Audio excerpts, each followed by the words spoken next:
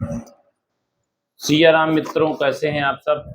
चैत्र नवरात्रि जब 9 दिन आप पूजन संपन्न कर लेते हैं माता रानी की, तो उसके बाद 9वें दिन माता जी का, 9 देवियों का पूजन अर्चन होता है। 9 दिन के व्रत पारण का भी विधान है। 9वें दिन ही होता है, तिथि के अंतिम चरण में 9 व्रत पारण किया जाता है, तो पूजा के बाद ही किया जाता है। हालांकि कुछ लोग अष्टमी तिथि के बाद ही व्रत पारण कर लेते हैं। हालांकि कुछ लोगों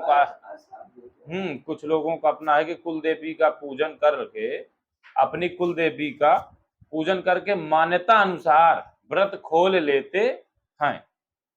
इस पर विशेष टीका टिप्पणी तो हम नहीं करेंगे भाई, देखिए अपना परंपरागत है, किस कारण से अपना वो है, लेकिन जो नियम और मान्यता है उसके अनुसार हम आगे बढ़े।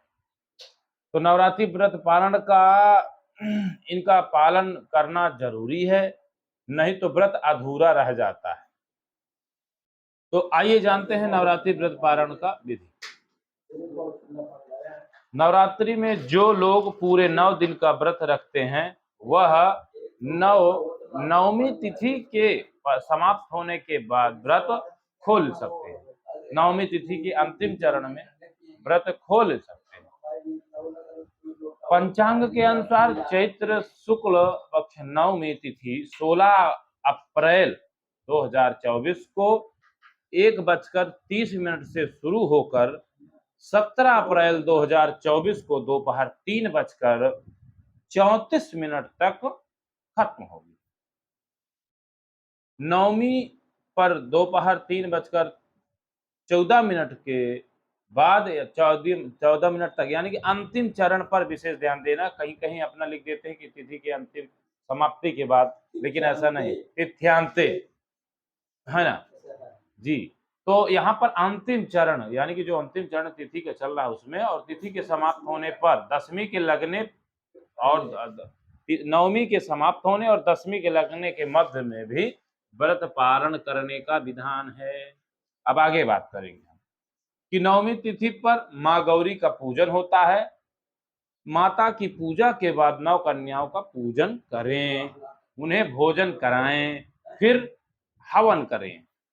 अब जिन घरों में कलश स्थापना के दिन ज्वारे, जो जौ बोए जाते हैं, उन्हें नदी में, जल में, बहते जल में प्रवाहित कर देना चाहिए। हवन और ज्वारे विसर्जन के बाद ही अन्न ग्रहण करें। इस विधि से नवरात्रि व्रत का पारण करने का फल प्राप्त होता है, फलित होता है। शास्त्रों के अनुसार व्रत पारण में सात्विक भोजन ही करें। माता के प्रसाद के लिए जो भोग बनाया है उसे ग्रहण करके ही व्रत खोलना चाहिए।